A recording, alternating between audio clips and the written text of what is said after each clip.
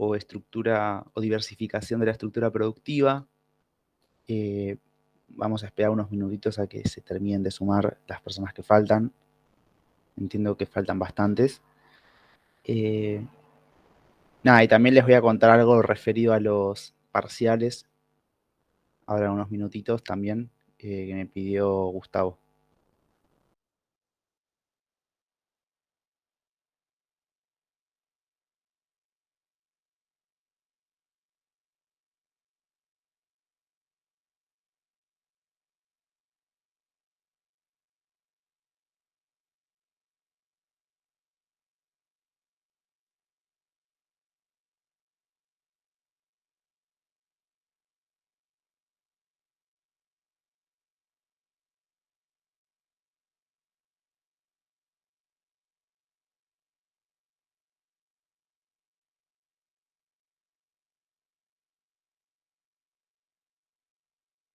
¿Ustedes normalmente eran 40 en las clases o menos?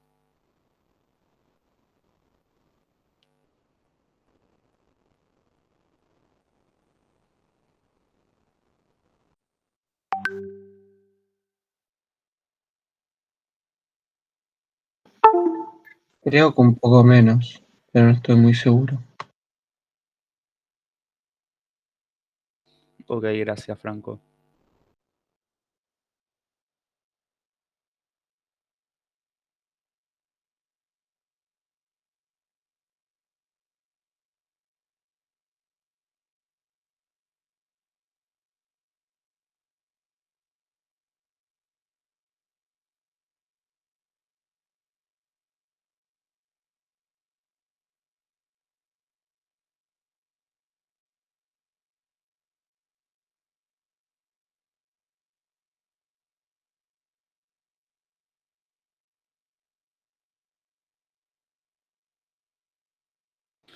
Bueno, como siempre les digo, eh, siempre está buenísimo que por lo menos un par de personas se prendan la cámara. eh, Así el ida y vuelta se vuelve un poco más llevadero.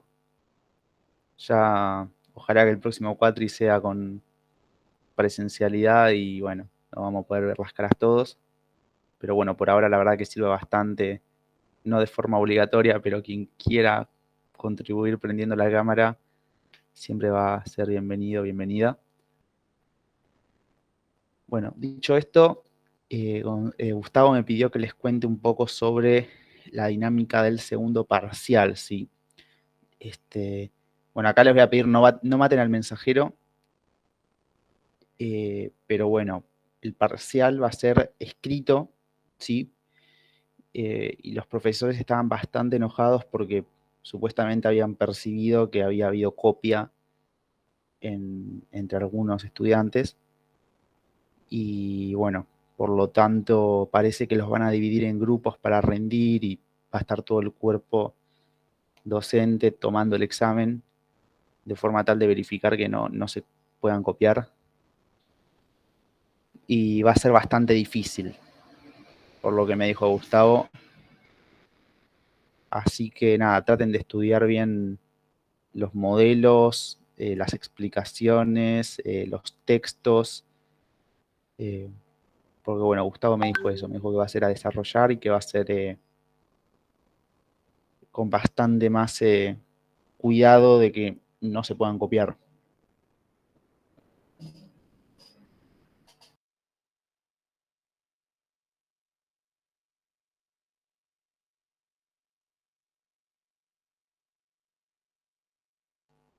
Bueno, básicamente eso. Así que dicho esto, arrancamos con la clase, creo que nadie más se va a sumar. Eh, Nada, ¿alguien tiene alguna duda antes de arrancar?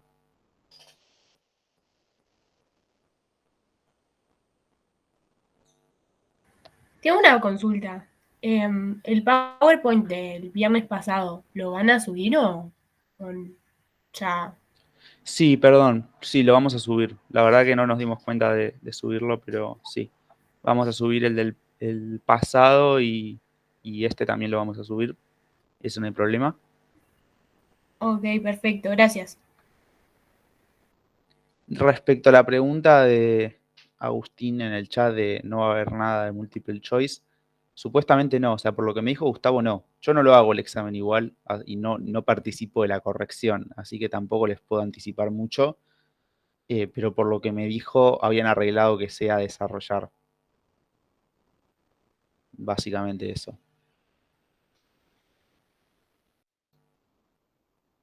Les recomiendo, si es a desarrollar, que puedan revisar los TPs, porque cuando era la cursada presencial y siempre tomaban a desarrollar, ahí los TP se parecía bastante. En parte sí, la modalidad cambió porque vieron que hubo copias, sí. Sí. Parece que... Yo no tengo ni idea igual, de vuelta, yo ni corregí, no sé quién se copió o quién no, pero parece que en el multiple choice hubo copias, sí.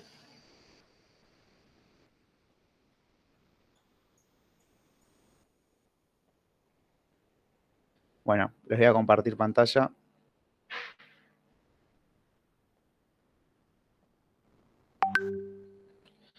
Las notas del TP3, bien, creo que sí, porque les faltaba corregir nos faltaban corregir un par de TPs. Y la verdad, trataremos de que sea ahora esta semana.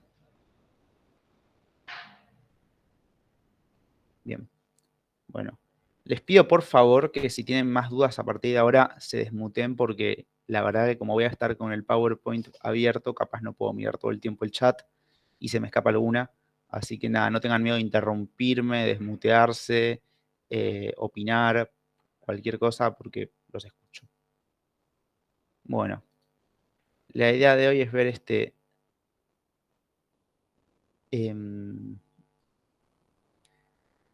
la idea de hoy es ver este texto de baja inflación y diversificación de la estructura productiva, que es un texto de Gonzalo, el profesor. Vamos a ver primero una introducción de lo que va a tratar de exponer. Después vamos a desarrollar los dos tipos de políticas aplicadas por las naciones latinoamericanas durante la fase de auge internacional. Justamente cuando hablamos del dilema, vamos a ver que va a haber un dilema entre lograr una menor inflación o entre lograr una mayor diversificación de la estructura productiva en este contexto que abarca entre 2002, 2003 hasta 2008, que es el año que estalla la crisis internacional la crisis financiera internacional por las hipotecas subprime en Estados Unidos. Y vamos a ver los efectos de las políticas aplicadas, que son dos esquemas distintos. Un esquema va a ser el esquema de metas de inflación y el otro esquema va a ser el esquema de flotación administrada del tipo de cambio. Los efectos sobre las economías latinoamericanas. En particular nos vamos a centrar en Brasil, que fue un país que aplicó un esquema de metas de inflación, y Argentina, que aplicó un esquema de flotación administrada. Después vamos a ver lo que pasó durante la retracción internacional, que fue a partir de 2008. Y por último, algunas conclusiones, ¿sí? La bibliografía es este texto nada más, es un texto. ¿Lo pudieron leer el texto? ¿Lo pudieron ojear, pispear? Lo tienen subido al campus, entiendo. Yo lo puedo leer, el que no terminé de leer era el otro, pero no sé cuándo lo vemos ese, o si lo vemos. ¿Cuál otro? El de, ya te digo, el de Lampa y Ceolla, de apertura financiera, endeudamiento externo y volatilidad cambiaria en la dinámica de la economía argentina del 2016 al 2019. Me parece que no lo vemos, creo. No sé el cronograma que tienen, pero ese no lo vamos. Por lo menos los ayudantes no lo vamos a dar. No sé Okay. si Gustavo tiene planeado darlo. ¿Ustedes qué día rendían? El viernes, si no me equivoco. En una semana. Y no creo que lleguen a verlo. Va, el martes tienen que ver el TP, la práctica, y no creo que el miércoles es clase de consulta, supongo. Creo que no lo van a ver, no lo van a ver. Ese. No da el tiempo. Así que entra el de Diamant, entra el de Damili Frenkel de los 90, vulnerabilidad, y entra el de Bernard de baja inflación y diversificación de la estructura productiva. Bueno, empecemos con la introducción. Bueno, básicamente entre 2003 y 2008 se conjugaron algunos factores. En primer lugar, como para contextualizar un poco, en 2001 hubo una crisis en Estados Unidos, que fue la crisis de las .com, y Estados Unidos salió de esa crisis a través de una política monetaria muy expansiva, ¿sí? Eso implicó flujos de capitales hacia la periferia, ¿no? Hacia los países emergentes, porque si Estados Unidos aumenta la cantidad de dólares en el mundo, si Estados Unidos baja la tasa de interés, inminentemente van a fluir más capitales hacia los países en desarrollo o hacia Asia, hacia Latinoamérica. Por otro lado, también se conjugó que China empezó a crecer mucho en esa época, ya venía creciendo de antes en realidad, desde los 80, pero en los 2000 más todavía, empieza a ser una economía mucho más importante. ¿Y qué pasa en China? Que mucha gente empieza a salir de lo que es la extrema pobreza, empieza a demandar alimentos, entonces eso hace que suban esos dos factores conjugados. Por un lado, que hay muchos dólares en el mundo, por otro lado, que China está creciendo mucho objetivamente, esto hace que suban los precios internacionales de los commodities, ¿sí?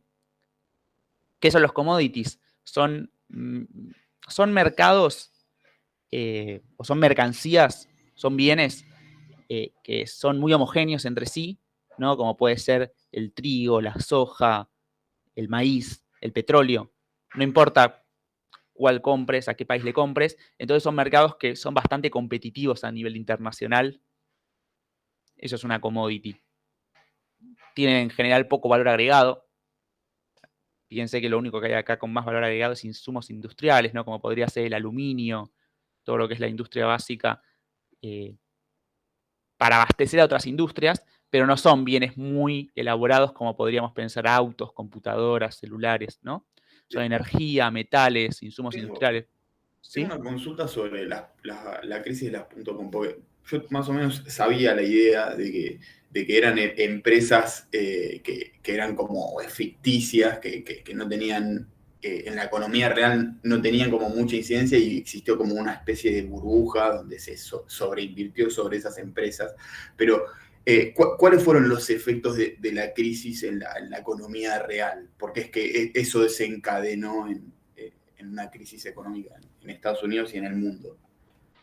Bien, la crisis en sí no la conozco mucho, así que capaz no está tan bueno que te responda la pregunta, pero para no esquivarla, lo que puede suceder, por ejemplo, pensá que las acciones, ¿no?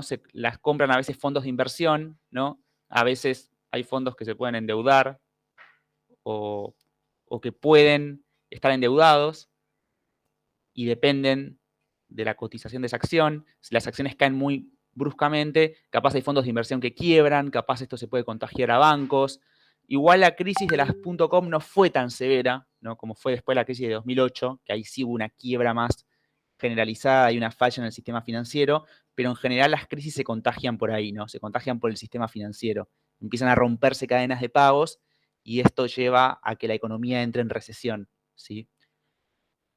Igual fue una crisis que no impactó tanto, fue un poquito de recesión en Estados Unidos, pero realmente no fue algo tan masivo a nivel mundial, y de hecho entre 2002 y 2007 hubo 5 años donde el mundo creció bastante, ¿no? Y bueno, acá lo que se ve, el índice este de precios internacionales de los commodities, donde hay un aumento que pasan de, el índice tiene un valor alrededor de 60 en 2003, a tener de casi 210 en el primer trimestre de 2008. Bueno, más que se triplican los precios de las commodities, ¿no? Nada, no puedo responder mucho más a tu pregunta porque es muy contextual y bastante específico y no puedo responderte la verdad. Así que nada. No, igual quedó bastante claro, es siempre a través del sistema financiero que se traslada al resto. Sí, sobre todo las que se originan ahí en Estados Unidos, tiene mucho que ver siempre el sistema financiero. Bueno, cuestión, bueno, acá está explicado lo mismo. Entonces, en este contexto más favorable, pero también favorable, pero con algunos problemas, ¿no? Porque van a ingresar muchos dólares a las economías periféricas y a la vez están subiendo los precios de insumos que son muy básicos. Piensen, el petróleo es un bien que lo utiliza toda la industria. O piensen el valor de la comida, el valor de los alimentos, del trigo, por ejemplo. Es un valor que también es muy de referencia para la industria porque tiene que pagar salarios en base a eso, ¿no? Si de golpe aumenta mucho el precio del trigo, se vuelve muy caro comprar pan y los salarios van a tener que acompañar un poco, porque si no va a bajar mucho el salario real, ¿no? Es un bien muy importante para la canasta básica. Entonces, por un lado hay presiones inflacionarias, hay presiones a la apreciación cambiaria. Entonces, si bien por un lado hay una presión para que el tipo de cambio baje, para que entran más dólares en la economía, ¿no? Lo que siempre mostramos acá en este gráfico, con el tipo de cambio. Si bien tenemos acá la demanda, la oferta, se expande la oferta y hay presiones a que el dólar baje en todos los países, ¿no? Hay un equilibrio más acá. Esto puede traer problemas, ¿sí? Una apreciación. Capaz ahora en Argentina, en este contexto, no estamos como acostumbrados a pensar que la apreciación puede tener problemas porque estamos con una brecha altísima y estamos pensando en cómo bajarla. Pero en un contexto donde la situación cambiaria es más normal, puede traer problemas una apreciación para la industria. Uno de los problemas que describe el texto es la enfermedad holandesa, ¿no? Y un poco lo que trata la política de flotación administrada es evitar la apreciación. La política de metas de inflación, en cambio, se va a encargar más de reducir las presiones inflacionarias, pero va a permitir una mayor apreciación del tipo de cambio, ¿sí? Ahora vamos a ver igual más en profundidad cada política y qué impactos tuvo. Entonces, acá está un poco más explicado. En resumen, ¿sí? Pregúntame. La presión para que los dólares bajen, ¿cuál de las dos políticas será de las que están escritas en Bien. la diapositiva? Bien. Ahora lo vamos a ver más justamente igual está mejor explicado después, pero en resumen, el dólar tiene una presión a la baja por el mero hecho de que hay superávit comercial. Por el hecho de que hay superávit comercial, también hay no solo superávit comercial porque aumentó el precio de lo que los países de Latinoamérica exportan, sino que también hay más dólares por la política monetaria expansiva que está implementando Estados Unidos, que está implementando la Fed. También van a fluir capitales, ¿sí? ¿Vieron el típico arbitraje de tasas? Es como si te dijera que baja el interés WIP, ¿no? ¿Se acuerdan del ISLM, ¿no? BP. Así utilizamos herramientas que venimos viendo. Como decirles que baja la BP, ¿no? Entonces hay como una presión a que se aprecie, es decir, que vuelva la BP para arriba y haya una apreciación cambiaria, o si estuviéramos en un tipo de cambio fijo, hay una expansión de la LM, ¿no? Son los dos escenarios, ¿no? La expansión de la LM es con tipo de cambio fijo, que baje la tasa de interés local y acompañe ese movimiento de la UIP, o que suba la BP hacia arriba de vuelta, ¿no? Eso sería con tipo de cambio flexible, que sería una apreciación. Pero en definidas cuentas, hay como un impulso, hay una tendencia a que haya apreciación en este contexto. Ahora, la política de metas de inflación va a convalidar esa apreciación y la política de flotación administrada no la va a convalidar, pero como consecuencia va a haber más inflación. Eso va a ser como la conclusión de todo. No sé si responde a tu pregunta eso. Sí, gracias. Bueno, entonces también hay crecimiento económico en esta etapa, ¿sí? Presiones inflacionarias, como les iba contando, y la enfermedad holandesa, que ahora vamos a describir bien qué es lo que es. Entonces, nada, fíjense, estos son los resultados comercial y de cuenta corriente y términos de intercambio de varios países de Latinoamérica, ¿sí? Como están todos unidos acá, todos unificados. Bueno, fíjense que en 2001, o sea, finales de los 90, 2000, 2001, fíjense que América Latina tenía una cuenta corriente muy deficitaria, ¿no? 2001. A partir de 2002 esto se empieza a revertir ¿sí? Fíjense que la balanza comercial se vuelve positiva, la cuenta corriente sigue siendo negativa. Por las dudas, acuérdense de que la cuenta corriente incluye a la balanza comercial, ¿sí? Acuérdense que la cuenta corriente es igual a la balanza comercial más rentas, ¿sí? Más transferencias.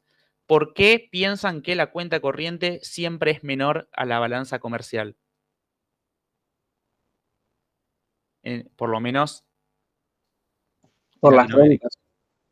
Exactamente, porque la posición inversora de Latinoamérica en general es deudora. Latinoamérica es deudora, no es acreedora, ¿sí? Por eso, si bien la cuenta corriente incluye a la balanza comercial, siempre renta suele tener un signo deficitario, un signo negativo, y por eso la diferencia. Bueno, fíjense, ¿Es deuda contraída con el resto del mundo eso o deuda interna? siempre esto es deuda del resto del mundo, ¿sí? Esto cuenta corriente es con el resto del mundo.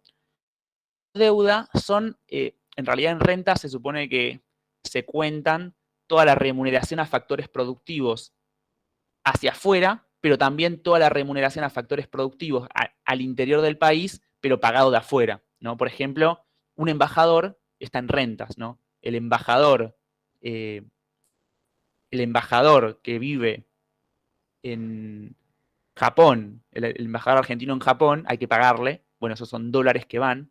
El embajador japonés en Argentina, también Japón le tiene que pagar en dólares, eso también va en rentas. También hay rentas al capital, como puede ser el giro de utilidades de una empresa, y también están los intereses de la deuda. ¿Qué pasa? Que lo principal son intereses de la deuda y algunos giros de utilidades, remisión de utilidades.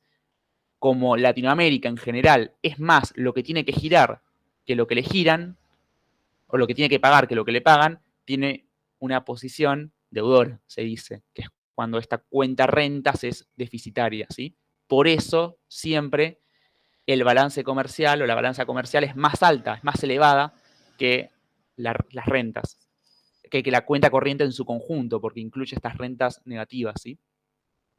Pero fíjense que a partir de 2003 se revierte la situación, si bien sigue siendo estando en una posición deudora con rentas negativas, fíjense que a partir de 2003, 2004, 2005, 2006, crece mucho la balanza comercial y el resultado de la cuenta corriente se vuelve muy positivo a medida que van subiendo los términos del intercambio, ¿no? Ahora, les hago una pregunta. ¿Qué creen que pasa acá? Que fíjense que los términos del intercambio siguen su trayectoria expansiva y sin embargo, fíjense que la cuenta corriente y la balanza comercial se empieza a deteriorar. ¿Qué creen que pasó? Apreciación del tipo de cambio real. Puede ser perfectamente. Exactamente. Tiene que ver con la enfermedad holandesa esto, ¿sí? Tiene que ver con la apreciación del tipo de cambio real en distintos países como consecuencia de aplicar este régimen de metas de inflación. Acá, bueno, está planteada la misma pregunta. Bueno, entonces, para quien no lo vio, se ve, ¿no? Que los términos del intercambio, la línea sigue subiendo y sin embargo, lo que parecía que iba a seguir creciendo, no sigue creciendo, que es la cuenta corriente y la balanza comercial, sino que empiezan a caer y en 2008 se llega a un resultado de la cuenta corriente negativo de vuelta. ¿Y cómo puede ser si los términos del intercambio están en su máximo histórico? ¿No tiene sentido? Bueno, vamos a ver que sí tiene sentido, que es por la enfermedad holandesa. Entonces vamos a ver las políticas aplicadas por las naciones latinoamericanas durante la fase de auge internacional. Entonces las dos políticas a comparar son metas de inflación y flotación administrada. Vamos a ver la lógica y dinámica de cada uno de estos dos esquemas, las ventajas y desventajas, la comparación con Brasil y Chile. En general vamos a tomar más a Brasil que a Chile, porque Brasil es el que aplica realmente de forma más fuerte un programa de metas de inflación. Chile lo aplica, pero podríamos decir que no sube, o sea, vamos a ver los elementos del metas de inflación, que básicamente son subir la tasa de interés y apreciar el tipo de cambio real, y Brasil lo hace en una mucha mayor medida que Chile.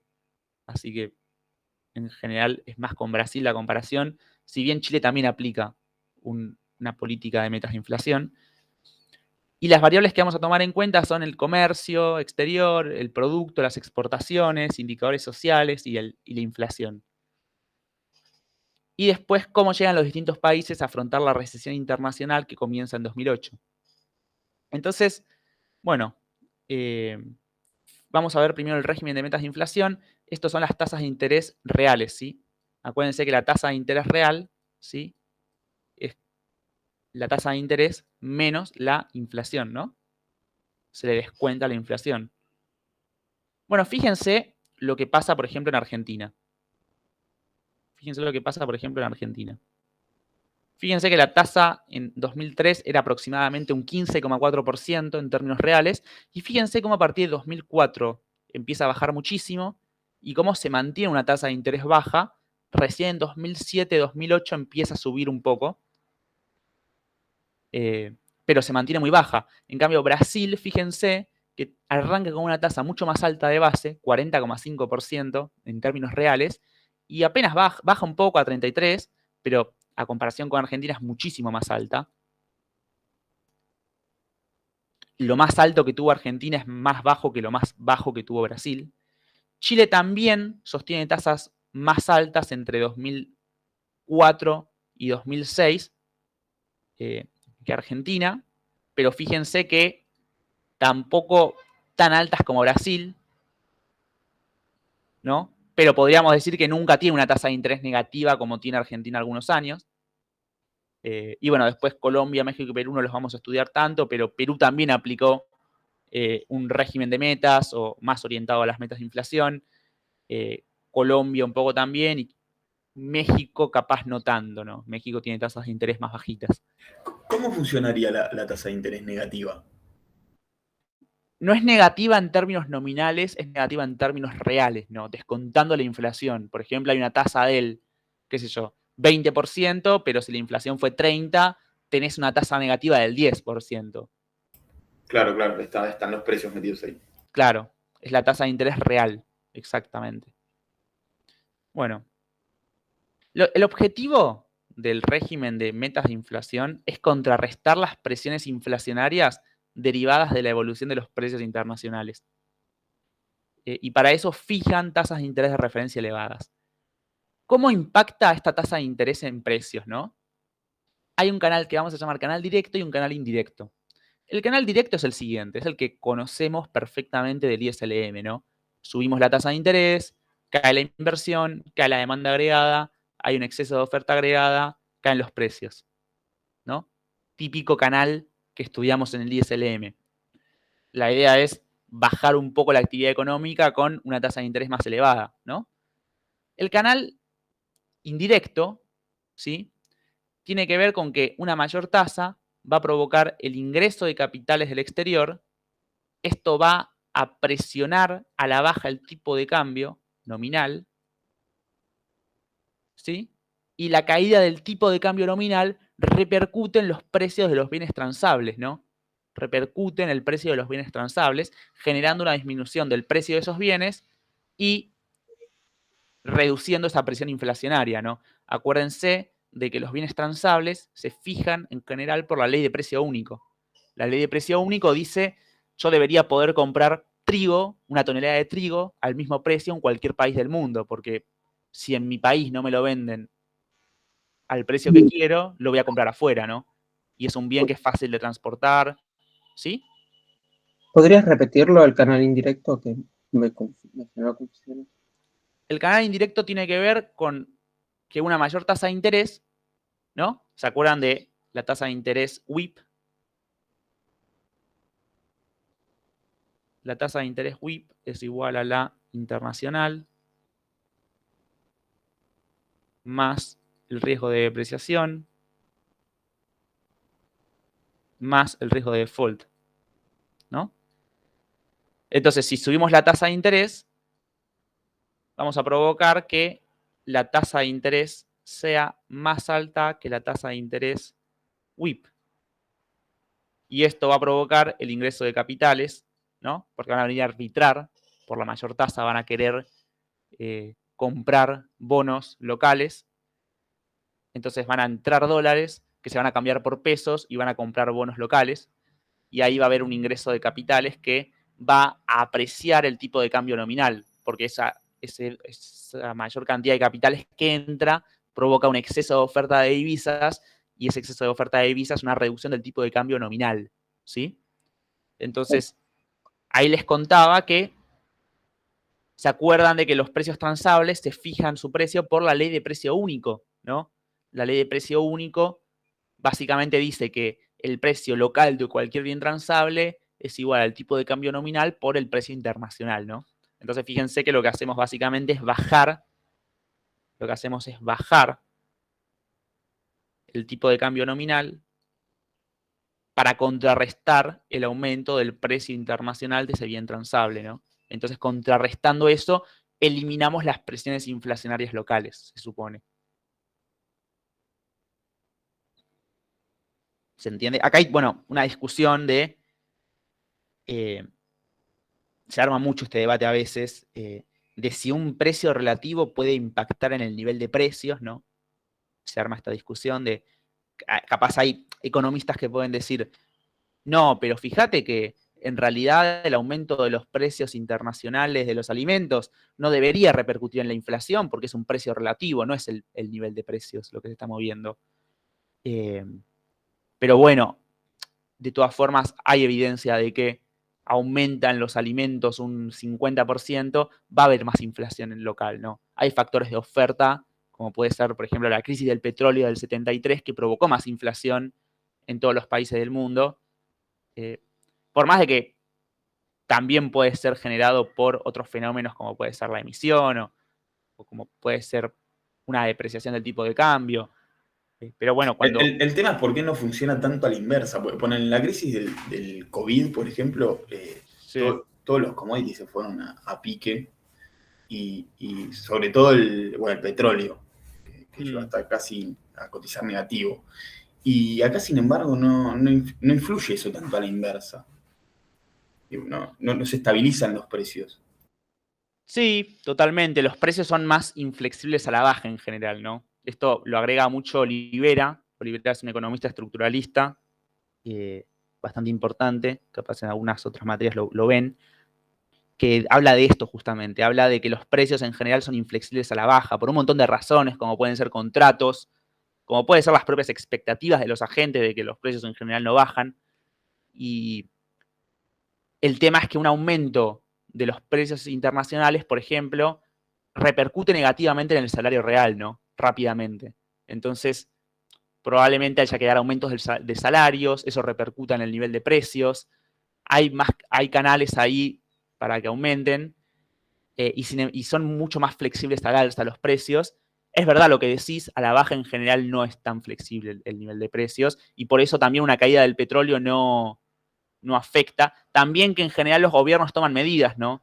Fíjense que si bien el barril de petróleo se fue a cero, acá lo que hizo el gobierno en 2020 fue no convalidar esa baja y mantuvo el precio del barril criollo. Acá hay una política energética con el barril criollo que trata de sostenerlo a un determinado valor para evitar que esas fluctuaciones puedan impactar en la producción local, ¿no? Porque, como ustedes saben, como Argentina es productora de petróleo, el gobierno trata de hacer una política, o los gobiernos en general, no es una política que sostienen en general los gobiernos, tratan de mantener un barril distintivo al precio internacional para que las subas o bajas no impacten tanto, ¿no? Entonces, de todos modos, igual, fíjate que en 2020 no hubo una gran inflación en el mundo, aunque en Argentina hubo una menor inflación que los años anteriores, ¿no? Que 2018, 2019. Y después en 2021, con el aumento de los precios internacionales de los alimentos, hubo más inflación en todo el mundo también, ¿eh? No solo en Argentina. También en Estados Unidos estamos en el récord de inflación interanual del en torno al 6%. 6%. Sí. También otra persona puede decir, no, pero fíjate que la Fed emitió un montón, ¿no? Es como que podemos debatirlo largo y tendido esto, pero en definitiva lo que va a este texto, o lo que supone este texto, que lo podemos suponer o no, es que los precios internacionales tienen un impacto sobre la inflación, ¿no? No sé si eso responde a tu pregunta o querés decir algo más. No, no, está bien, está bueno eso que dijiste del precio local, que al ser productores pueden, claro, sostener el precio local a pesar del internacional. Mm. Bueno, entonces, eh, bien, en el régimen de flotación administrada, en cambio, lo que busca es intervenciones continuadas, ¿no? Para acumular reservas internacionales y atenuar la volatilidad y apreciación del tipo de cambio real, ¿sí? Básicamente. Básicamente lo que busca el régimen de flotación administrada del tipo de cambio es evitar que la mejoría de los términos del intercambio y que la afluencia de capitales derive en una apreciación real sostenida. Entonces, algunas cosas que toma es el desacople del precio de los alimentos, al precio internacional a través de retenciones, ¿no?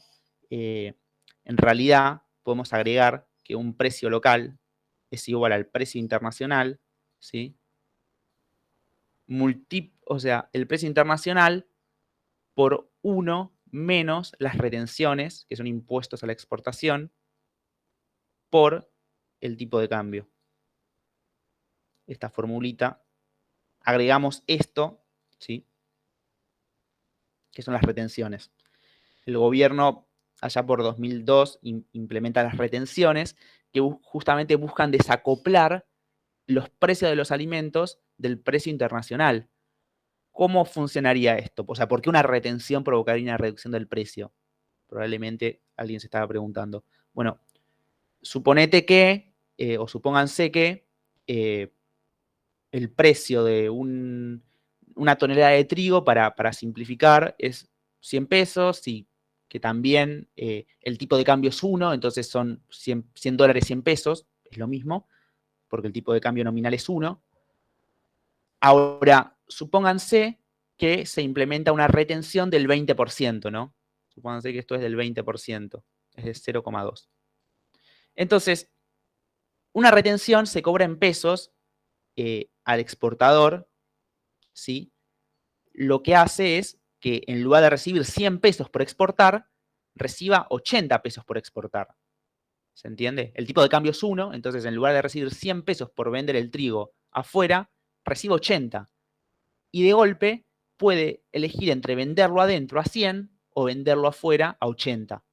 Ahora, si el precio local es más alto que el internacional, va a haber un proceso de arbitraje donde todos los vendedores de trigo van a preferir venderlo adentro. Entonces van a provocar un exceso de oferta de trigo local que va también a reducir el precio local del trigo. ¿Se entiende este mecanismo? Entonces, a través de las retenciones se provoca este desacople de precios entre lo internacional y lo local, ¿sí? También se intenta atenuar la entrada de capitales, porque ¿qué es lo que lee las personas que están en economía? Dicen, este ingreso de capitales me está desestabilizando y además no es genuino, en realidad es consecuencia de que la Fed está aplicando una política monetaria muy expansiva, entonces voy a poner encajes al ingreso de capitales, voy a desincentivar la entrada con requerimientos mínimos de permanencia, por ejemplo, ¿sí? Entonces, de esta forma, por un lado, trato de controlar la inflación con el desacople de los precios internacionales de los locales y por otro lado, trato de atenuar el ingreso de capitales especulativos con ingresos mínimos de permanencia. Y después, por otro lado, lo que les contaba, que en el mercado de cambios va a meter intervenciones continuas para acumular reservas internacionales y para atenuar la volatilidad y apreciación del tipo de cambio real. ¿Qué significa esto? Que el Banco Central va a comprar divisas todo el tiempo. El Banco Central, si hay un exceso de oferta de divisas, ¿no? Como veíamos acá, todo el tiempo que hay demanda, oferta, si hay más oferta de divisas, ¿no? El Banco Central va a generar más demanda de divisas comprando, haciendo operaciones de compra de divisas. ¿Se entiende? De esta forma sostiene el nivel deseado de tipo de Y cambio. eso expandiría la oferta monetaria completa, continuamente. Perfecto, muy bien, muy bien. Ahí Pero vamos. una pregunta. Sí. ¿Por qué habría, en un contexto donde vos tenés tasa de inflación negativa, por qué habría, tasa de inflación no, tasa de interés negativa, por qué existiría un exceso de oferta de divisas y lo que vos tuvieras es, y una entrada de capitales, si lo que en realidad deberías tener es una salida de capitales? Muy bien, perfecto. Hay un exceso de oferta de divisas, primero que nada, por los superávits de cuenta corriente, ¿no? Que Argentina tenía superávits de cuenta corriente. Y segundo, hay que tener capaz medio cuidado de que esta tasa de interés real, no es solo la de los bonos, no es solo la de arbitraje, sino que son todas las tasas de interés de todo el sistema financiero.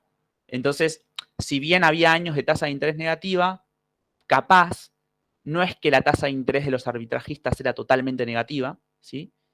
Y si bien era más baja que la de Brasil o Chile, que eso, digamos, era más baja que la de Brasil o Chile, Estados Unidos también estaba en un contexto de casi tasa de interés negativa, ¿no? Entonces, capaz podía rendir. De todas formas, el exceso de divisas en Argentina no se debía justamente tanto a la entrada de capitales con fines especulativos, sino que se debía más a lo real, se debía más a lo comercial, al superávit de cuenta corriente, ¿sí?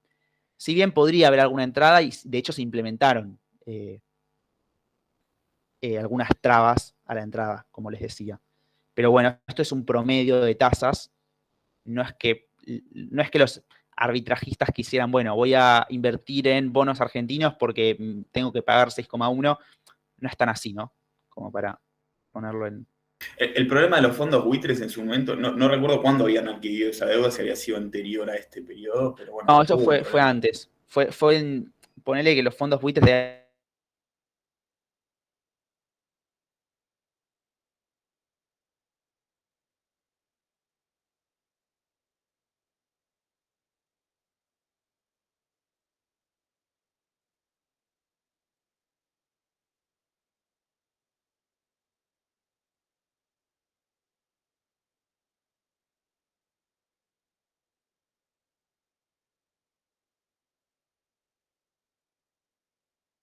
es el que más creció, seguido por Chile y por último Brasil. Si bien todos crecieron, ¿no? Es un contexto donde todos los países tienden a crecer, Argentina muestra, un poco por la recuperación también, ¿no? Uno podría decir, bueno, pero en 2002 habías caído un 12%, claramente ibas a recuperarte, pero también por la política de flotación administrada, esto en parte fue posible, ¿no?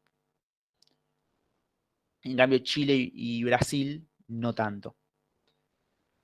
Pero por otro lado, fijémonos el IPC, fijémonos que Argentina, de base, Brasil tenía una inflación parecida, Chile la tenía más abajo. Fíjense cómo a partir de 2005 la inflación argentina se va para arriba hasta casi el 25% en 2008, y cómo la de Brasil o la de Chile no tanto, ¿no? Chile se queda a un nivel más estable, nunca pasa el 10%, Brasil incluso la baja muchísimo a menos del 5% en 2006, viniendo a un nivel bastante alto, ¿no? Casi el 10%. Y nada, entonces, por un lado Argentina crece más, pero por otro lado también es cierto, tuvo más inflación, ¿no? Ahora, ¿por qué es esta inflación, no? Estaría bueno ver esto, que es el sector público en Argentina. Fíjense que entre 2013 y 2008 hubo tanto resultado primario, ¿no? Resultado primario es impuestos menos gasto público, fue mayor que cero, o sea, hubo superávit, ¿no? Esta línea azul. Y también contando los intereses de deuda, ¿no?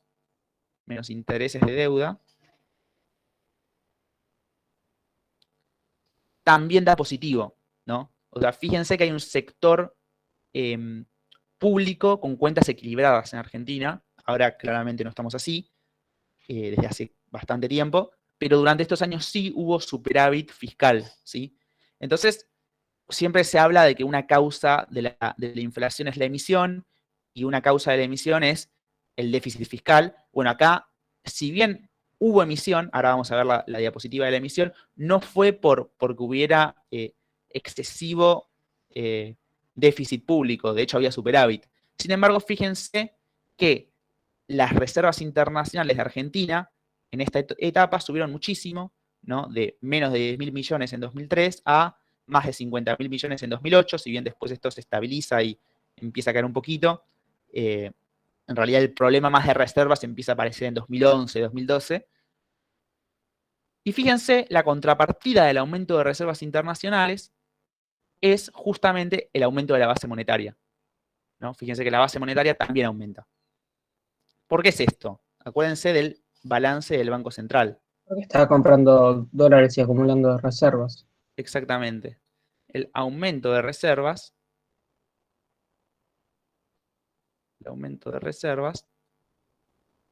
provoca un aumento del dinero en la economía, ¿no? Del pasivo. Ahora, hay un Las texto... divisas que se generan por transacciones comerciales, o sea, export-import, ¿eso también genera un aumento de la base monetaria o solo la de los capitales? Solamente cuando liquidan en el Banco Central, que supuestamente están obligados en esta etapa. Claro, Cuando entran dólares, ponele clandestinamente, que no se liquidan, ahí no aumenta la base monetaria porque los venden en el mercado de divisas a cualquier banco que no está emitiendo. O mercado paralelo. Claro, entonces la razón del aumento de la base es más por eso que por el hecho de que vengan capitales, esos golondrina, por el aumento de tasa. Sí, es más por eso. Es más por eso. De hecho, aunque vengan capitales golondrina, ahí también debería comprarlos. Podría ser por ambos motivos. Pero principalmente en Argentina, como se trató de tener tasas de interés negativas, el principal aumento fue por exportaciones. Pero fíjense igual que la base monetaria, en un primer momento, sobre todo, podríamos decir este periodo donde las reservas casi se triplican. Bueno, lo que sucede es que también había un mecanismo por el cual, esto no está en el texto, pero se los cuento a modo de curiosidad, que el Banco Central era consciente de esto, ¿no? Era consciente de, che, capaz está buenísimo lo que estoy haciendo porque quiero mantener un tipo de cambio más alto para beneficiar a mi industria. Ahora vamos a ver los indicadores de la industria particularmente y van a ver que efectivamente el tipo de cambio real alto benefició a la industria más que a Brasil. Pero ojo, porque no estoy causando una expansión de la base monetaria que me puede traer un desequilibrio por otro lado, como más inflación. Bueno, acá había otro mecanismo que no está tanto en la materia, pero que son los pasivos remunerados del Banco Central. ¿A ustedes les suenan las LEBAC, LELIC? ¿Les suena de algo? Y sí, hace un par de años andaba dando bastante vueltas el término, pero nunca me acuerdo perfectamente qué eran, la verdad.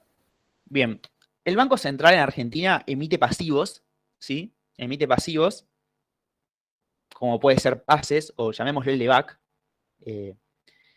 Básicamente el Banco Central lo que hace con una LEBAC es venderla al público y con eso absorbe pesos y le da a la persona que la compra un bono que le va a pagar de acá a unos meses, ¿sí? Entonces con eso el Banco Central lo que hace es esteriliza, retira circulante de la economía, retira dinero de la economía. Entonces, ¿qué hace? Trata de, en lugar de con base monetaria, aumentando la base monetaria, lo que trata es compensar el aumento de la base monetaria con un aumento de pasivos remunerados, ¿sí? Aumento de pasivos remunerados, llamémoslo LEBAC, pases, y con este aumento de pasivos remunerados, vendiendo estos pasivos remunerados, lo que buscaba era que lo que aumentaba la base monetaria por comprar reservas fuera retirado con aumento de pasivos remunerados. Pero una Entonces, pregunta, eso no sí. es patear la pelota para adelante porque vos vendes un bono para esterilizar la base, pero se dice emitiendo. Y entonces tenés que vender más bonos y estos bonos te empiezan a vencer. Entonces tenés que Emitir más bonos. Claro, tenés que o emitir más bonos o pagarlo. Y pagarlo es pagarlo con pesos más el interés. Entonces vas a tener más dinero después. Buenísimo, buenísimo, buenísimo. La bomba. Bien, esto se considera bastante peligroso, lo de los pasivos remunerados, sobre todo cuando vos lo haces para esterilizar déficit fiscal, ¿no? Suponete que estuviéramos en un contexto como el actual, donde hay déficit fiscal y donde el gobierno lo que hace es emitir y después esterilizar con pasivos remunerados. Ahí sí es una bomba, claramente, porque estás esterilizando en base a un pasivo que está generando interés, claramente no es tan sostenible por mucho tiempo. Ahora, ¿qué es lo que decía la literatura que capaz defendía o que era más optimista respecto a este instrumento? Es, bueno, pero vos estás consiguiendo a cambio un activo que está dolarizado. No es que el Banco Central está simplemente cambiando un pasivo no remunerado por un pasivo que está remunerado.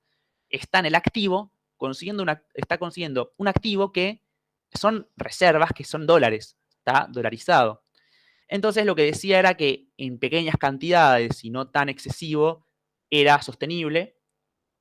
Ahora bien, justamente como estamos en un contexto de apreciación cambiaria, lo que decía, ojo que estas reservas pierden valor en pesos, porque estamos en un contexto de apreciación, o podrían llegar a perder valor en pesos, y ojo que estos pasivos remunerados pagan interés. Entonces, ojo que no, capaz tengas que licuar esto con una devaluación en el futuro, ¿no? Para que esas reservas ganen valor en pesos y que puedas con esas reservas pagar esos pasivos remunerados. Era un poco lo que se discutía en esos años.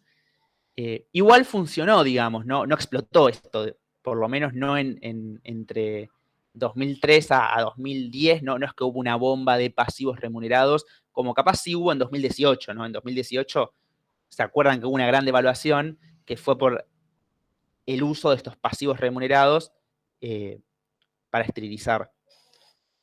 Igual esto es una discusión que, bueno, capaz está bueno meterla, pero no es el centro del paper, así que capaz quienes todavía no estén siguiendo tanto esto, lo que estábamos hablando recién, no pasa nada porque lo central, estas diapositivas de acá, desde sector público hasta base monetaria, es más un agregado para meter un poco por afuera del paper y meter un poco de discusión. No sé si, En la hiper de fines de los 80 no pasó algo similar. Me suena claro, ahí había pasivos remunerados a full, total. Muchos pasivos remunerados que de golpe explotan, de golpe nadie quiere renovar porque entiende que va a haber una depreciación que va a reducir el poder o va a licuar esos pasivos y nadie quiere renovar y va todo a dólar y genera una corrida cambiaria. Bueno, es un mecanismo para estudiar también. Entonces, bueno, fíjense por otro lado, las cantidades exportadas, ¿no? Fíjense que acá 2013 es igual a 100, ¿sí? Fíjense que Brasil y Chile, a partir de 2004 o 2005, Argentina se dispara mucho más las cantidades exportadas que los otros países, terminando en 2008 a un nivel más alto, ¿sí? Fíjense que esto es cantidades, ¿eh? Esto no es precio por cantidad, esto es quitando las variaciones de los precios. O sea, lo que vemos acá es movimiento de cantidades exportadas. Y bueno, podríamos decir que en Chile hay un estancamiento de las exportaciones entre 2004 y 2008. En Brasil no tanto, más a partir de 2006. En cambio, Argentina 2006, 2007 y 2008 siguen creciendo las exportaciones, claramente. Y esto en parte es por la política de tipo de cambio más alto.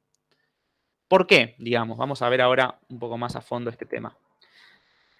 La enfermedad holandesa, vamos a ver. ¿Alguien se anima a leer este gráfico rápido? ¿Qué nos está contando?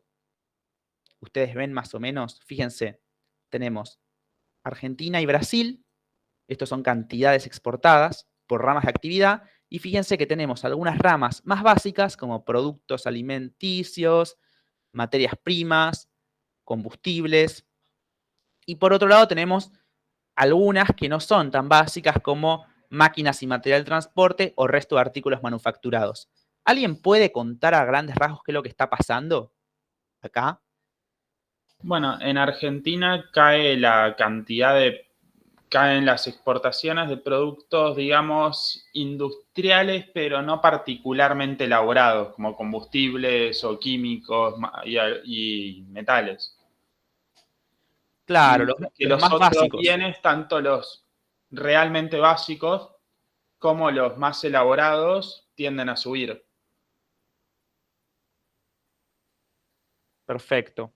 Y en ¿Cómo Brasil, entiendo la exportación de bienes de capital y de artículos manufacturados? Y en Brasil, en los de bienes de capital subió bastante poco y la de algunos artículos manufacturados cae. perfecto, perfecto. Bien, esto tiene que ver con la enfermedad holandesa, ¿sí? A este sector de acá, de productos alimenticios, materias primas no comestibles, combustibles, hasta artículos manufacturados de hierro y acero, incluso, más hasta productos químicos podríamos separar, podemos decirle que es un sector que se ve privilegiado en esta época, ¿sí? ¿Por qué? Porque el precio del petróleo aumentó, estamos hablando acá de precio, el precio del petróleo aumentó el precio de los alimentos y bebidas, aumentó el precio de las materias primas no comestibles, ¿sí? Aumentó el precio de las commodities industriales como los productos químicos, como el hierro y el acero. Ahora, esta industria de acá, ¿sí? Podemos decir que es un sector más tradicional, no es un commodity, sino que son artículos más elaborados, ¿no? Acá tenemos maquinarias, tenemos equipo industrial, tenemos vehículos, tenemos calzado, muebles, artículos sanitarios, aparatos fotográficos.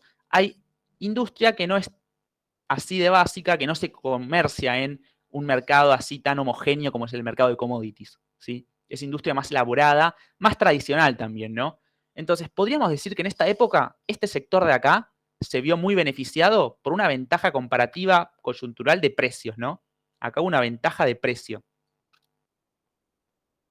Mientras que acá no hubo una ventaja de precio. Acá el precio, primero que no es tan homogéneo, se comercia en el momento, y segundo, es un sector que también es menos productivo en algún punto, que capaz el sector de commodities, donde los países se especializaron mucho para tener sectores muy productivos, ¿no? Como podía ser el petróleo en Venezuela, como podía ser la soja acá, con el paquete de los agrotóxicos y... A mí lo que me genera un poco de duda son las cantidades, porque Brasil parte en casi todo de bases mucho más altas. No sé, por ejemplo, en calzado, Argentina pasa de 1 a 2, mientras Brasil está en 123. Sí, totalmente. Hay que tener en cuenta eso, que claro, vos pasás de 1 a 2 y claro, estás como duplicando, pero estás Estás como una base duplicando totalmente. muy bajita.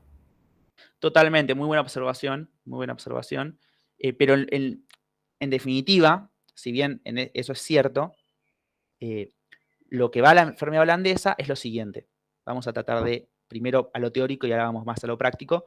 Lo que hace la enfermedad holandesa es lo siguiente, es la ventaja de un sector que se vuelve muy dinámico por el aumento de precio, como puede ser la soja en Argentina, como puede ser el petróleo, como puede ser el trigo, provoca superávit comercial, ¿no? Como veíamos, provoca un ingreso de dólares más alto que lo normal, ¿no?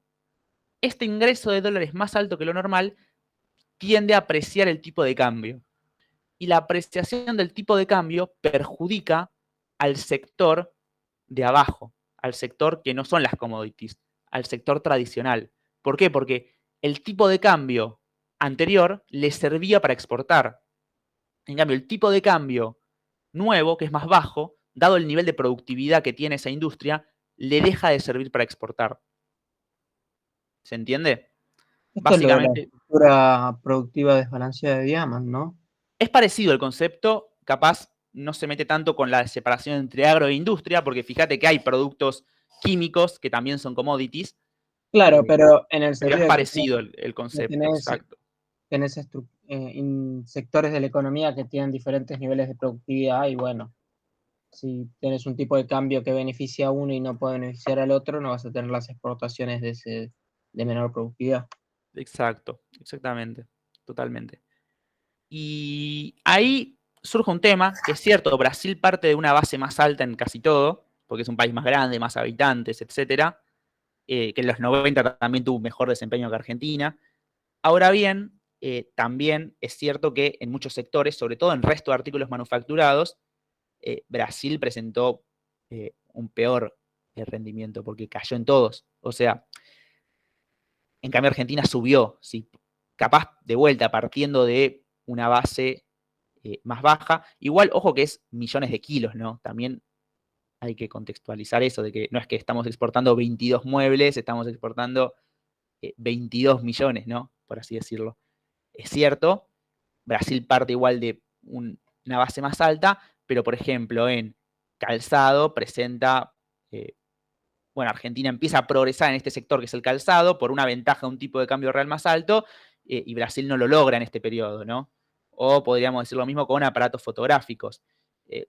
Cuestión de que capaz en estas ramas más básicas, Argentina logra aprovechar en gran medida las ventajas comparativas, como puede ser en productos alimentarios, como puede ser en materias primas no comestibles. En la única que lo capaz se perjudica mucho más es en combustibles, mientras que Brasil no lo logra como consecuencia de esta apreciación cambiaria que veíamos en este gráfico, ¿no? Acuérdense, como volviendo acá, acuérdense de que Argentina sostenía un tipo de cambio real y Brasil, en cambio, no, lo bajaba. Esto es la enfermedad holandesa, ¿sí? Este empeoramiento del sector tradicional como consecuencia del aumento del tipo de cambio, como consecuencia del aumento de, o la apreciación del tipo de cambio real. ¿A qué te referís con sector tradicional? Con sector tradicional, esto lo saco más de sector transable y no transable, pero básicamente vamos a decir que el sector transable se divide en commodities,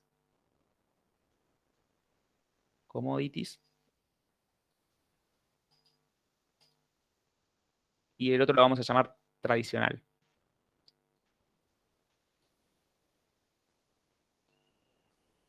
Ok. Esto es porque, en general, los modelos que tratan este tema de la enfermedad holandesa, se refieren a estos dos sectores. A un sector más de una commodity que de golpe aumenta mucho el precio y provoca un ingreso abrupto de dólares, y un sector más tradicional que es el que se va a ver perjudicado por un tipo de cambio que ya no le sirve para... Claro, tradicional a la estructura económica de cada país. Claro. Eso. Ok. El que habitualmente exportaba, que ahora le entró una exportación más alta de la habitual y ahora se ve perjudicado en ese sentido. Exactamente. Exactamente. Bueno, y tenemos por otro lado la elasticidad producto de las importaciones, ¿no? ¿Se acuerdan de la elasticidad producto de las importaciones? ¿Qué significaba? Significaba cuánto aumentan las importaciones ante un aumento porcentual del PBI, ¿no? O del ingreso. Entonces, la demanda de importaciones de Argentina se caracteriza por ser muy alta, ¿no? Esto que hablábamos con Diamant todo el tiempo, de que un aumento del producto requiere de importaciones. Ahora, algo que pasó durante este periodo es que Argentina logra, con esta política, reducir, por lo menos hasta 2005, 2006, su elasticidad de ingreso de las importaciones, si bien después vuelve a subir, ¿no? Pero logra una reducción bastante significativa, mientras que Brasil, por ejemplo, no. Brasil no logra en este periodo reducir la elasticidad producto de las importaciones, Chile tampoco. Después tenemos acá resumido el resultado comercial de distintas naciones latinoamericanas. Tenemos Argentina, Brasil, Chile, Colombia, México, Perú. Vamos a ver Argentina. Fíjense que Argentina, más o menos, acá entre 2003 y 2004, si bien entre 2003 y 2004 cae, fíjense que entre 2004 y 2008 logra sostener el superávit comercial, ¿sí? Un poco acá vale la pena aclarar que la soja no aumenta tanto en 2003-2004, sino que el aumento más fuerte de la soja se empieza a ver acá, en 2007-2008. Entonces, parte de poder sostener este resultado comercial favorable se debe a que la soja empezó a aumentar mucho más fuerte a partir de estos 2 años últimos. Entonces, acá hay que tener en cuenta que estamos viendo tanto los precios como las cantidades, ¿no? Esto no son evolución de las cantidades exportadas como estábamos viendo antes, sino que acá entran en juego las fluctuaciones de precios.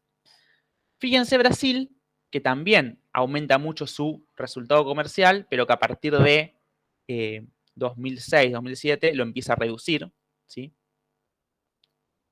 Es importante acá, cuando hablamos de resultado comercial, esto está en millones de dólares. Cuando comparamos distintos países, a veces está bueno verlo en porcentaje del PBI, ¿no? Piensen que Brasil durante esta época se convirtió en la 8ª economía más grande del mundo, o la 6ª economía más grande del mundo, porque es un país súper poblado, con 200 millones de habitantes, con una economía claramente más grande que la Argentina, si bien por habitante no son más ricos, si en el tamaño de la economía es muy grande. Entonces, capaz uno podría decir, che, pero claramente Brasil está teniendo un resultado comercial mucho más alto. El tema que capaz habría que analizarlo también como porcentaje del PBI, ¿no? Y cuando uno lo analiza como porcentaje del PBI, no es tan alto, ¿no? Si bien hubo una mejora muy clara en estos años, que después capaz se vio contrarrestada. Y bueno, Chile, por otro lado, vemos que parte de un lugar menor y también logra mejorar fuerte su resultado comercial, aunque a partir de 2008 muestra un empeoramiento que capaz Argentina no lo muestra tanto en ese año, justamente. Y bueno, después los otros países no me voy a meter. El empeoramiento de Argentina por ahí empieza más a partir del 2010 en adelante, me parece. 2010, sí. Sí, 2010, 2011, pero que también fíjate que hay un fenómeno de apreciación de la moneda muy fuerte también. Esta política de mantener el tipo de cambio real alto se interrumpe por distintos motivos. Capaz porque se veía que ya tenía un impacto inflacionario que no era deseable, pero bueno, eso causó problemas, ¿no? Después, a partir de 2012, 2013, la cuenta corriente se vuelve deficitaria y eso, bueno, generó bastantes problemas que, bueno, no se ven en este curso, pero que lo van a estudiar en Macro 12, seguro que en otras materias lo van a poder ver. Pero bueno, por lo menos hasta 2008, que no se había discontinuado la política de tipo de cambio real alto, este problema no se notó. Bueno, después tasa de crecimiento del sector manufacturero. En Argentina fue más alta que en Brasil o Chile. Y después algunos indicadores sociales de distribución del ingreso, ¿no? Por ejemplo, fijémonos el índice de Gini, que acuérdense de que 1 es total desigualdad y 0 es total igualdad. Bueno, fíjense que hay una leve mejora en Argentina. También hay una mejora en Brasil y una mejora en Chile. En general es una época donde todos los países de Latinoamérica, se vieron beneficiados por el contexto, crecieron, tuvieron buen resultado externo, mejoraron la igualdad. Capaz Argentina, bueno, en estos años justo lo hizo en una mayor magnitud que Brasil o Chile. Fíjense también, porcentaje de personas con ingreso per cápita menor al 50% de la mediana. En Argentina se reduce más que en Brasil y más que en Chile, que aumenta. Aumenta la cantidad de personas con un ingreso per cápita menor que el 50% del ingreso mediano, ¿sí? Así que también para lo que es la distribución del ingreso, parece que este régimen de flotación administrada fue más favorable para una distribución que tienda a ser más progresiva. Sí, pero también hay que tener en cuenta otros factores, porque tenemos un contexto de expansión del gasto público en Argentina y de aumento de prestaciones estatales, que eso también impacta. Sí, total. De hecho, igualmente, acá está bueno también ver que en Argentina el aumento de las prestaciones estatales aumenta mucho más a partir de 2008, 2009, 2010, que entre 2003 y 2006. La política principal que Argentina, entre 2003 y 2006, en lo que es prestaciones, es la moratoria previsional, ¿no? Esto lo van a ver en estructura social segurísimo. Hay un tema de que en Argentina había un 60% de la población cubierta población objetivo cubierta por el sistema jubilatorio, entonces el gobierno empieza a dar jubilaciones a personas que capaz no habían cumplido los aportes, y esto provocó un aumento de la tasa de cobertura de casi el 90%, de más del 90%, ¿no? 95% incluso. Y eso fue una política que claramente debe haber impactado en el índice de Gini. Ahora bien, también es cierto que la población mayor se ve mucho menos afectada por la pobreza que la población más joven. Entonces, nada, me acuerdo que esto, anécdotas de otro curso de estructura, la persona que hablaba de este tema de la moratoria previsional, justamente cuestionaba que hubiera impactado tanto en la igualdad-desigualdad, porque en parte el sector de adultos mayores se ve menos afectado o es de ingresos más alto que capaz la población joven. Entonces capaz ponía más sobre la mesa otras medidas como, bueno, la asignación universal por hijo. Ustedes vieron las últimas tasas de pobreza que salieron este año y se ve claramente que capaz la pobreza en adultos mayores en Argentina es del 14-15% y la pobreza en menores de 14 años es de más del 50%, ¿no? Entonces, claramente una política pública que está focalizada a un sector más joven de la población tiende a mejorar más este índice de Gini que una política que está focalizada en adultos mayores, ¿no? Se cuestionaba un poco esa política. Entonces, lo que les decía es esto, fíjense que esto toma ¿Eso solo... por expectativa de vida? ¿Por qué? ¿Cuál es la causa de eso? Y un poco por expectativa de vida, sí, sí, sí. Igual, claramente, impacta, ¿no? Que una persona que no cobraba ningún ingreso pase a percibirlo, mejora el índice de Gini, ¿no? Pero se medía, se estudiaba que tenía un impacto más fuerte, por ejemplo, la asignación universal por hijo, porque claramente la expectativa de vida de un sector de la población con menor ingresos es baja y capaz ni llega a la edad de jubilarse, ¿no? Con una condición de vida mala, viviendo en la pobreza más extrema, ¿no? Nada, básicamente eso.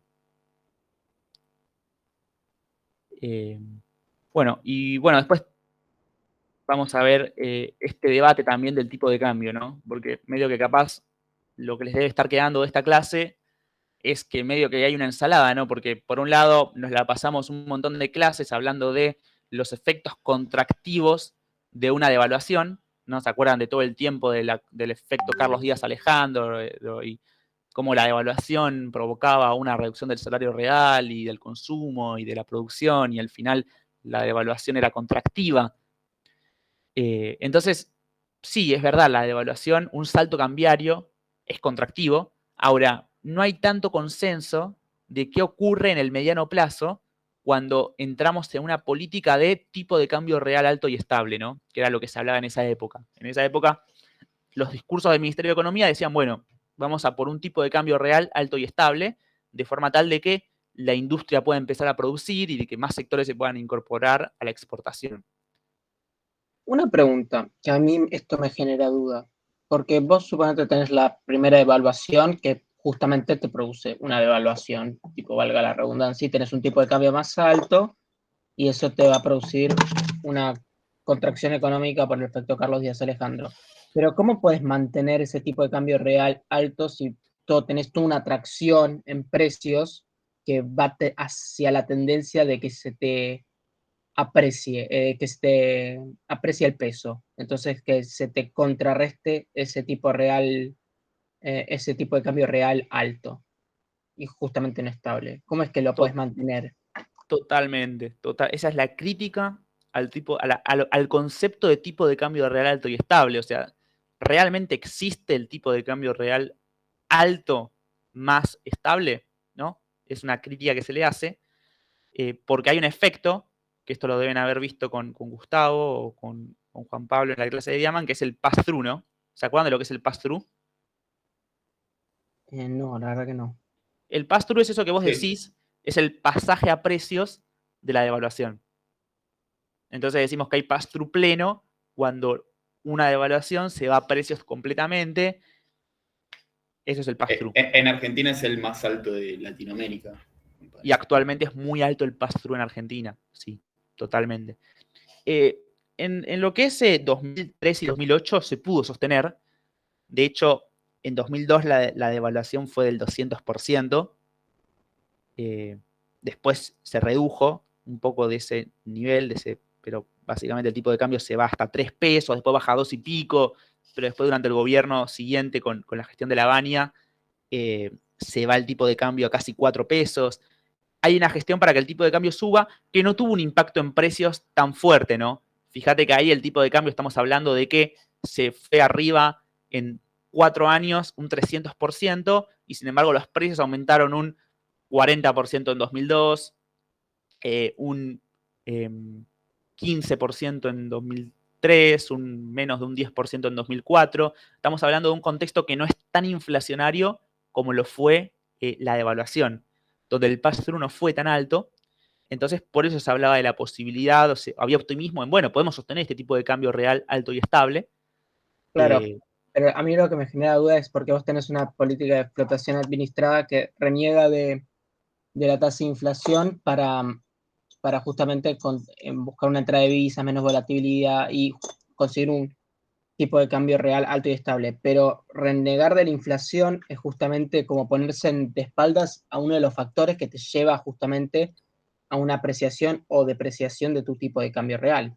Es como, voy a hacer una política que no tenga en cuenta esta variable para centrarme en estas otras, pero esa variable que estás ignorando te impacta de pleno en tu variable principal. Bien, totalmente. Bueno, de hecho, un poco la política que se planteaba como antiinflacionaria era la de desvincular los precios internacionales de los locales, que claramente no tuvo un gran impacto o no fue lo suficientemente efectiva porque hubo más inflación. Entonces, claro, en esa época decían, no, bueno, en realidad no estamos desocupándonos de la inflación porque estamos tratando de desarticular los precios locales de los internacionales, por lo tanto, esto no debería ocurrir. Pero sí, tenés un punto, que es de hecho la crítica ¿es el tipo de cambio real alto estable? Porque si hay presiones inflacionarias, en algún momento te vas a apreciar, o sea, este pass-through va a ser pleno en algún momento. Capaz tardás un año, como tardarías hoy, o capaz tardás 10 años, pero en algún momento vas a tener el pass-through y no va a ser sostenible, ¿no? Entonces, ahí, en primer lugar, me parece como que está bueno ver que Argentina y Brasil capaz son los casos que fueron un poco más extremos. Capaz, si vemos en los datos, ¿se acuerdan de la tasa de interés? Como en el tipo de cambio, bueno, que Chile capaz, si bien aplicó un esquema de metas de inflación, evitó el mayor problema que trae el régimen de metas de inflación, que es el aumento de, o es la apreciación del tipo de cambio, que capaz es lo que Argentina justamente quería evitar. Y por otro lado, en lo que es las tasas de interés, como en algún punto las tasas de interés más altas fueron las de Brasil, y como Chile, con un régimen de metas de inflación, no es que tuvo tasas de interés altísimas, ¿no? Entonces ahí está, en lo primero de todo es, sí, por un lado, yo coincido en que, con vos perfectamente, en esto de que, o en este cuestionamiento de, bueno, ¿es este tipo de cambio real estable? Porque en algún punto esta política de tipo de cambio real alto y estable provoca más inflación y esta mayor inflación va a terminar apreciando el tipo de cambio. Por otro lado, podríamos decir, bueno, se calibró del todo bien esta política o hay formas de calibrar estas políticas mejor de forma tal de que no tengan un impacto tan fuerte en precios. Y después hay autores que directamente reniegan totalmente esta posibilidad, ¿no? De que hablan de que hay una presión inflacionaria en querer aumentar el tipo de cambio. Que un poco de razón hay. Fíjense que la única vez que hubo inflación baja en Argentina en los últimos años, que fue durante los 90, el tipo de cambio real fue bajísimo. El tipo de cambio real estuvo en sus mínimos históricos y se usó como ancla nominal para dominar a la inflación. Y ahí la pregunta es, bueno, ¿se puede dominar la inflación con tipo de cambio real alto? Por ahora nadie parece haberlo logrado y es un problema, digo, para el equilibrio macroeconómico, ¿no? Y es uno de los desafíos más fuertes, claramente, que enfrenta Argentina, porque uno podría irse al extremo contrario y decir, bueno, apliquemos un esquema de metas de inflación y subamos la tasa y de esta forma logremos bajar la inflación, pero ojo, porque eso también tiene que ser consistente con los equilibrios externos, ¿no? Entonces, vieron que Argentina justamente aplicó un régimen de metas entre 2016 y 2017 que chocó con el déficit externo, con que Argentina se quedó sin dólares. En parte porque había un déficit de cuenta corriente del 5% del PBI, que era altísimo, ¿no? Entonces ahí está como la sintonía fina de, bueno, cómo hacemos para calibrar todo y cómo entramos en un proceso de bajar la inflación sin que eso implique apreciarse. Un poco este año pasó lo mismo, ¿no? ¿Se acuerdan ustedes el presupuesto de este año que decía que la inflación iba a ser del 29% y que la depreciación iba a ser del 25% y que apenas iba a haber un poquito de apreciación porque la devaluación iba a ser apenas más bajita que la inflación, y sin embargo no está siendo así. Estamos en más de 40% de inflación acumulada este año, muy por encima de la meta, y sin embargo el dólar se quedó aumentando ahí en 25% este año, ¿no? Entonces, ahí hay como un tema de no resuelto claramente de política, de cómo Argentina logra eso, ¿no? Cómo logra, en definitiva... Eso es una política preeleccionaria de todos los gobiernos, sea oficialista, el que sea, todos tienden a hacer lo mismo. Sí, todos tienden a apreciar, está comprobadísimo, pero también hay un tema macroeconómico ahí, ¿no? Que me parece interesante ver. Sí, por un lado podemos decir qué responsables todos los gobiernos de todos los signos que se ponen a apreciar la moneda en el peor momento, o sea, en el momento eleccionario para apuntalar el salario y ganar la elección, como puede ser en 2017, como puede ser en 2019, como puede ser en 2015, en 2021. Pasa. Ahora bien, y después evalúan después de la elección y provocan más problemas, pero de fondo hay algo implícito de, bueno, pero ¿se puede tener un tipo de cambio real alto sin que haya inflación? ¿O es medio contradictorio un objetivo con el otro? Y claramente, por lo menos yo no tengo la respuesta, ¿no? Se las tiro a modo de... también para poder pensarlo y a ver ¿Te si puedo alguien hacer una también... pregunta? Sí, Porque a sí. mí me genera duda también lo que cuando hablamos de tipo de cambio real, alto o bajo, a mí me genera duda es tipo contra qué, porque ¿cómo sabes si si el tipo de cambio está alto o bajo? ¿Lo comparas contra tu antecedente histórico o Tu propia serie histórica, ok, histórica.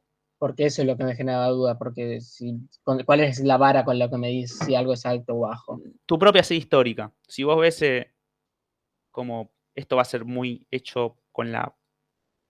Pero vos agarrás el tipo de cambio real, acá tenés el tiempo y vas viendo, ¿no? Por ejemplo, acá en el 89, con la hiperinflación y la superdepreciación, hubo un salto muy grande, pero a partir de acá con la convertibilidad hasta el 2001 hubo una apreciación muy fuerte, ¿no? Se queda hasta acá abajo, y capaz acá en toda la época de 2003, 2008, ¿no? Primero con el gran salto devaluatorio del 2002, que no fue tan fuerte como el del 89, pero fue fuerte, quedé hasta acá. Entonces, al quedar acá arriba, decís, estamos en un tipo de cambio real alto. ¿Por qué? Porque estamos más alto que en los 90. De ahí se compara, digamos, dónde está nuestro tipo de cambio, en términos reales. Ok, perfecto. Bueno, por último, vamos a lo último, que es la retracción internacional.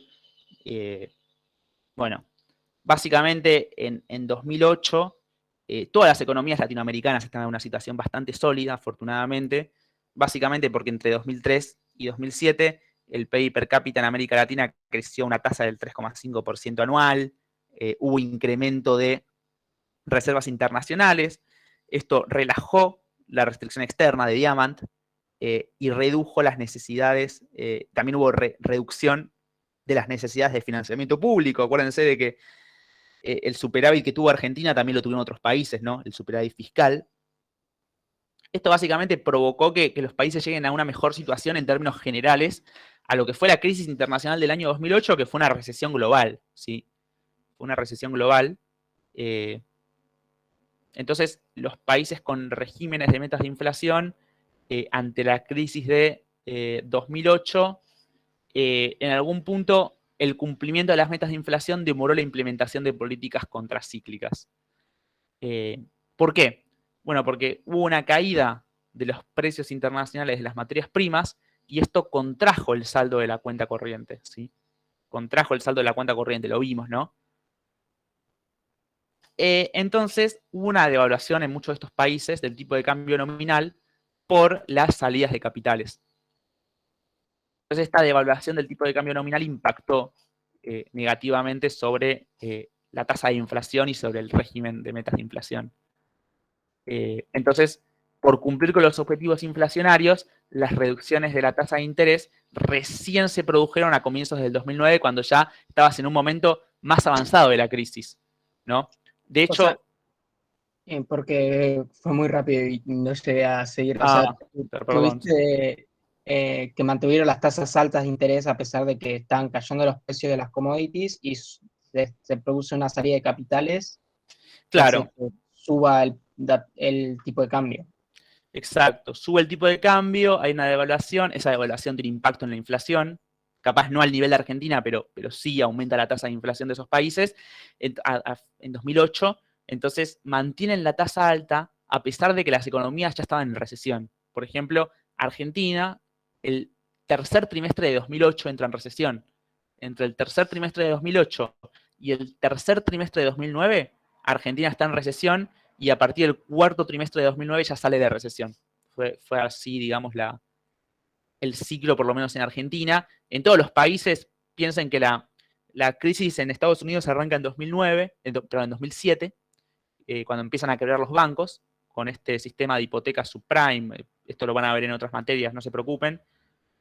Pero básicamente empiezan a quebrar muchos bancos porque habían inventado un instrumento de crédito que estaba basado en hipotecas, que eso había una ley en Estados Unidos que impedía que se pudieran conectar los bancos comerciales con los fondos de inversión, ¿no? Entonces, ponerle que un banco daba una hipoteca, ¿no?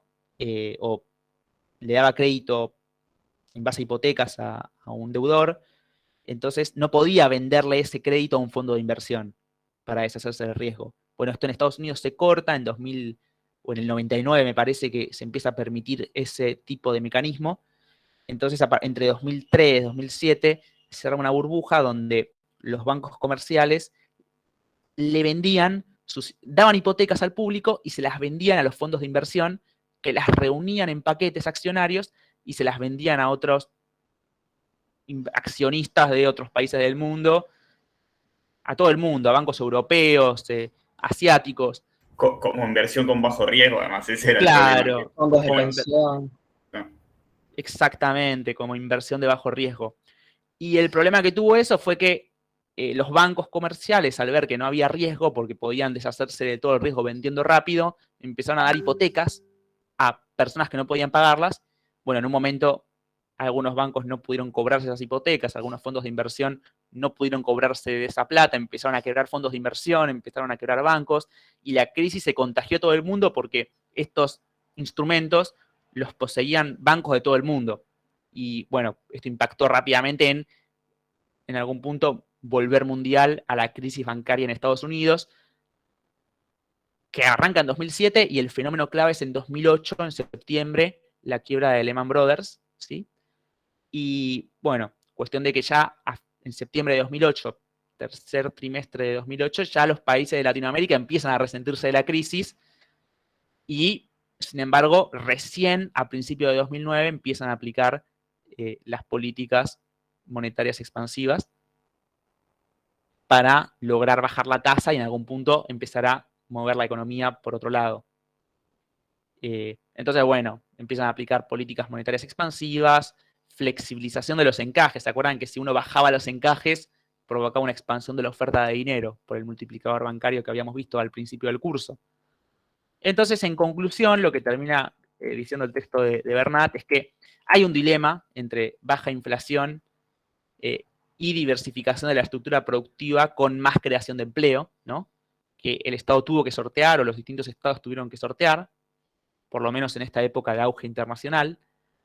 Entonces, que el esquema de metas de inflación es muy bueno conteniendo el nivel de precios, o claramente es mejor conteniendo el nivel de precios que el de flotación administrada, pero que aparece el problema de la apreciación y la enfermedad holandesa. Y por otro lado, también hay más volatilidad, dado al deterioro de los superávits de cuenta corriente y mayor dependencia de la entrada de capitales. Entonces, este deterioro de los superávits provoca más volatilidad y mayor dependencia de estos capitales que entran por la tasa de interés alta. ¿No se puede aplicar a ambas? ¿O es flotación? ¿No se puede aplicar a ambos esquemas? Tipo ir salteándolos. Y bueno, es un poco la discusión, ¿no? Yo creo que hay un trade-off entre ambos, ¿no? Porque si uno sube la tasa de interés para aplicar metas de inflación, va a tender a tener una apreciación cambiaria, ¿no? Es medio inevitable.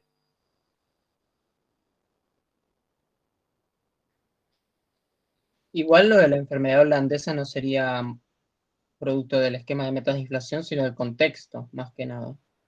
Bueno, total, el contexto te genera la enfermedad holandesa. Ahora bien, es cierto que el esquema de metas de inflación la potencia más porque provoca una mayor apreciación cambiaria, ¿no? En cambio, el esquema de flotación justamente busca evitarla. Entonces, al final, lo que termina diciendo es que hay mayor dificultad para la aplicación de políticas contracíclicas durante la fase de retracción, ¿no? De todas formas, piensan que ese trabajo termina en 2008, capaz estaría bueno ver lo que pasó después, o capaz si lo que pasó después en todos los países tiene que ver con esto o tiene que ver con otra cosa, ¿no? Siempre estas discusiones más de historia económica son bastante complejas, así que nada, por ahora lo dejamos acá. No sé si tienen alguna duda general sobre el tema, o qué les pareció, o si quedó algo les quedó algo en el tintero. Yo creo que después lo que pasa a posteriori es que sí, me parece que ya hay una separación por ahí más del caso argentino respecto al resto de Latinoamérica, porque nadie tuvo tasas de inflación tan altas como nosotros, me parece. Sí. Sí, después lo que pasa durante 2010, 2011 es otra cosa. Porque en 2010, 2011 hay un fuerte proceso de lo contrario, donde el tipo de cambio nominal se congela, se queda totalmente estable, y los salarios aumentan, los precios aumentan, y hay como un fuerte fenómeno de apreciación cambiaria hasta 2011, 2012, 2013, que provoca justamente desequilibrios macroeconómicos, ¿no?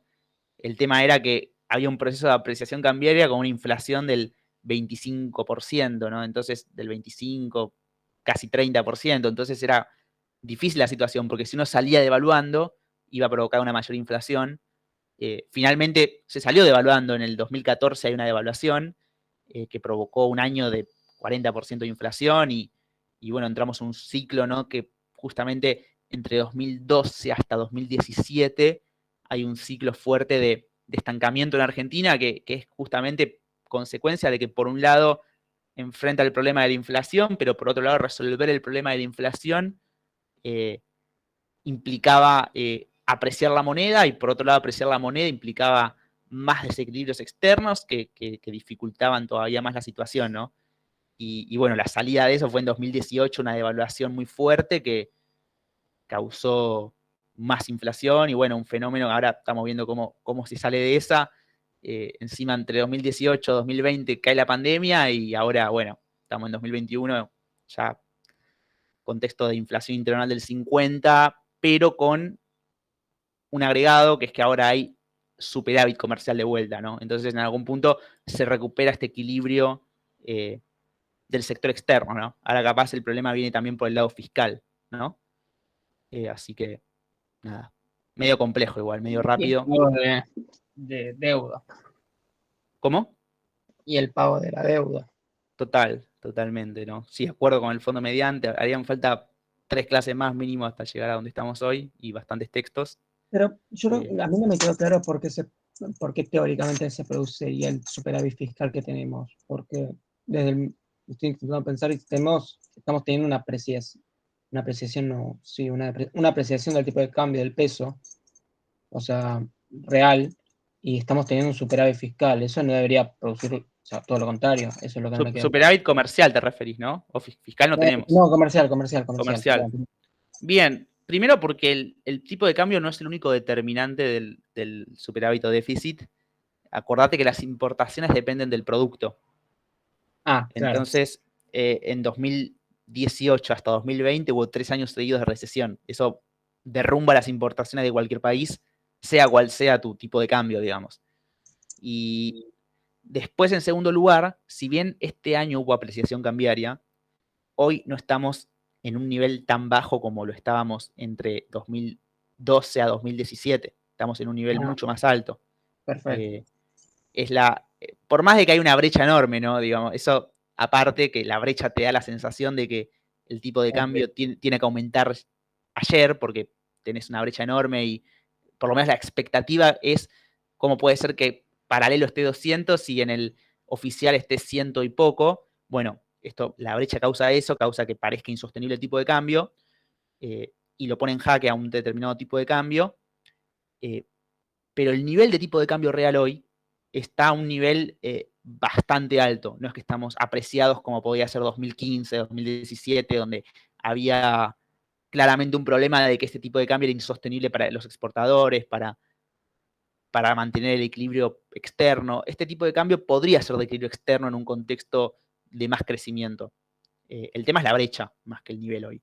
Igual, capaz si en un año y medio, seguimos con esta dinámica de 50% de inflación con tipo de cambio que no se mueve, podría ser un problema en el futuro, pero no lo es hoy todavía. Eso, básicamente. Perfecto, gracias.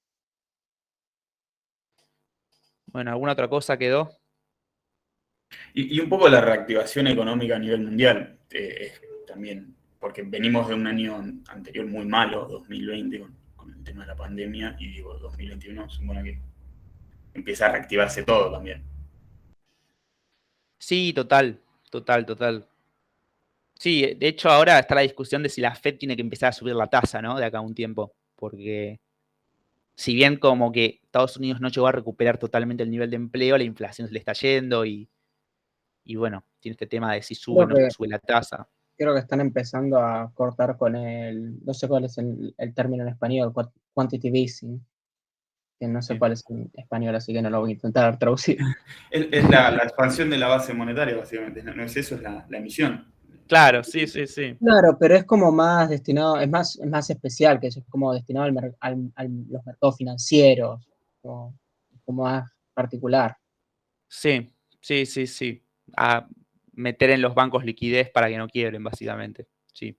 Que es la política que aplicó hasta antes de la pandemia también, ¿no? Porque hay un tema de que si ustedes miran el histórico de la tasa de interés, que esto está interesante, que es que la tasa de interés está bajísima antes de la pandemia. O sea, uno mira la tasa de interés de los 80 y era altísima y era de más del 10%, del 15%, la de Estados Unidos, y a partir de los 90, la crisis de las .com, después la crisis de 2008, hubo un proceso donde tendencialmente la tasa de interés tendió a caer mucho y está el debate, ¿no? De, bueno, está cayendo mucho la tasa de interés porque el capital es menos rentable y por ende la tasa de interés de equilibrio real es más baja, o está cayendo la tasa de interés real porque el banco, la Fed está haciendo, estimulando de más la economía porque está teniendo todo el tiempo crisis, la .com, la de 2008, y cuando es el momento de subir la tasa no lo hace. Porque también hay un tema que es el nivel de endeudamiento de la economía a nivel mundial, ¿no?